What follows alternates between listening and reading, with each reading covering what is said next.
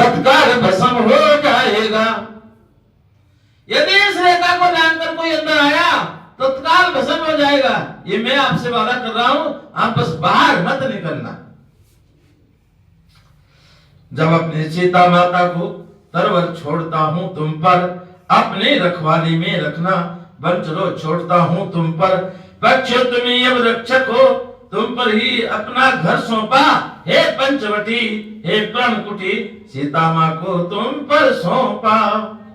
ये कहकर लक्ष्मण चला न जाता है, बचड़ा चलता जिस तरह छोड़ थान पर गाय। जाते से लक्ष्मण की आया कपट निधान, सीता जी के कान में पहुंची ये मृदु तान। बाहर तन की शुद्धि को होता जैसे नहान, भीतर मन की शुद्धि को वैसे ही दान। बाहर स्नान करने से शरीर शुद्ध हो जाता है, लेकिन मन पवित्र कब होता है? कब होता है? जब दान पुण्य करते हैं। हस्त पवित्रम यदि पुण्य दानम, मुख पवित्रम यदि ब्रह्म ज्ञानम, हृदय पवित्रम यदि ब्रह्म ज्ञानम। ये हाथ तभी पवित्र होते हैं जब इससे कुछ दान पुण्य किया जाए। हस्त पवित्रम यदि पुण्य दानम, पद पवित्रम यदि तीर्थ गमनम। और पैर तभी पवित्र होते हैं जब इन पैरों से कुछ तीर्थ यात्रा किया जाए, चाहे मंदिर तक की जाए, चाहे गुरु के पास तक की जाए, या गुरु के चरण दबाए, चाहे माता पिता के चरणों की सेवा करे, तभी ये हाथ जो है तभी ये सार्थक होते हैं।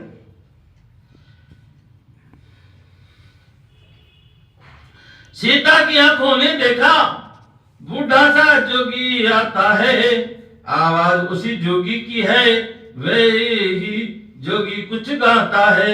एक तारा भी है हाथों में, बस उसे बजाता आता है, मीठी मीठी लयकारी में वह सदा लगाता आता है।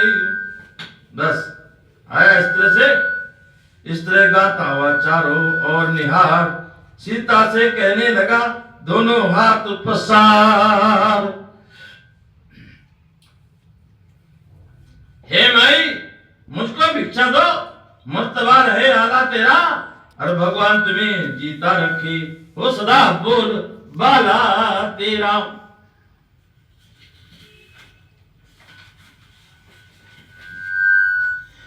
तू दूबा नहा पूतो फल, तू दिल पर दिन बड़ भागनी हो, भूखे को थोड़ा भोजन दे देवी, तू अटल सुहागनी हो। आशीर्वाद भी दे रहा साथ साथ। मांग रहा है द्वार पर भिक्षा, थी अनाथ, घर लक्ष्मी लौटाए दे, कैसे खाली हाथ।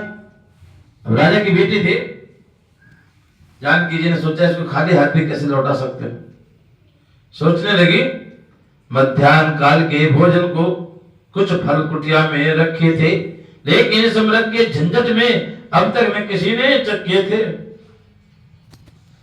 फला के रखे थे लेकिन किसने नहीं खाए अभी तक। इस अमृत के चक्कर में अपने खाने का सोच नहीं, यदि है तो सोच भिखारी का, अच्छा हो चाहे बुरा, किंतु मुश्किल है धर्म गृहस्थी का। चलो गृहस्थी का धर्म निभाती हूँ। उसने कहा के भीतर से ही बोली, लो जोगी बाबा लो, कुटिया में जो फल हाजिर है वह देती हूँ, भिक्षा लो। लो बाबा, कुछ फल है, दो इतना आशीर्वाद हमें, उद्देश्य हमारा नष्ट न हो, और आए शिकार से कुशल सहित स्वामी को कोई कष्ट न हो। भिक्षा लेने के लिए आगे बढ़ा फकीर, ठहर गया जब बीच में देखी एक लकीर, और जैसे ही रावण आगे बढ़ा, लक्ष्मण जी की जो रेखा थी वहां से आग निकलने शुरू हो गई। इतने में ये मालूम हुआ ये रेखा रंग बदलती है। अब आगे पांव बढ़ाया तो देखा ज्वाला सी जलती है। सोचा ये कोई माया है या तेज किसी योगी का है, अथवा ये कोई माया है या तेज किसी योगी का है, अथवा माता महाशक्ति है। सत इसी महान सती का है। और सती तो माता थी। रेखा उल्लंघन करता हूं तो निश्चय अभी मरण मेरा। रावण भी जान गया यदि इस रेखा को उल्लंघन करूंगा पार जाऊंगा तो मैं यही कहीं मर जाऊंगा। सीता का हरण क्या करूंगा, बस मेरा ही हरण हो जाएगा। रेखा का उल्लंघन करता हूं तो निश्चय अभी मरण मेरा। और कैसा सीता का हरण करूं या हो जाएगा प्राण हरण मेरा। ये सोचकर समझकर बोला, रेखा से बाहर आजा माई, जोगी देते नहीं कभी बंधी हुई भिक्षा। सीता ने कहा क्षमा कीजिए रेखा, ये छूट नहीं सकती, ये आन है मेरे देवर की, ये अब टूट नहीं सकती।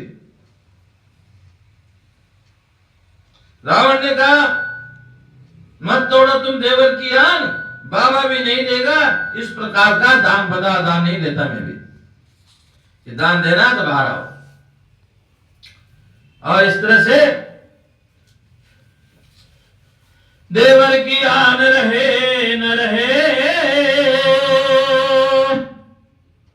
देवर की आन रहे न रहे, रखूंगी धर्म गृहस्थी का। अब मैं रेखा का ध्यान छोड़ करती हूं कर्म गृहस्थी का। देखो क्या ऊंचा व्रत है ये और कितना ये भाव विलक्षण है। इस सियाहरण की लीला में अति दान ही कारण है। आतिथ्य दान ही, याद रखो, दान देने से पहले भी 100 बार सोचना चाहिए, देखना चाहिए कौन है, दान लेने वाला है कौन, और जो दान लेके जा रहा है इसको कहां लगाएगा ये।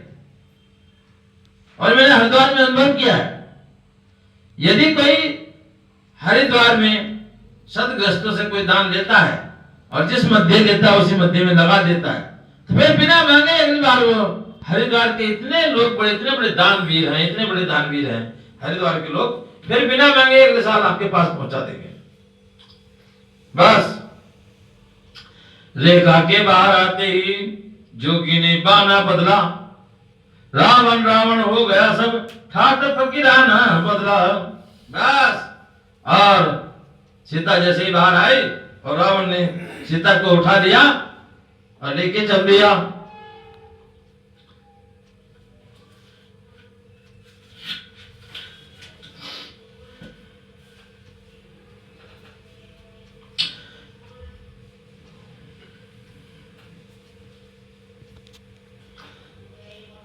वह भी कर सका ऐसा हाहाकार, वह देही की जब सुनी करुणा भरी पुकार, हुआ दया का निर्दयी अरखग में भी संचार। बलिदान आज होगा मेरा, उसको पहले सूझ गया, फिर भी उपकार हेतु मन राक्षस से जूझ गया। तन मन से सेवा व्रत में बलहारी हो तो ऐसा हो, जो नशे गीत से शिक्षा लो।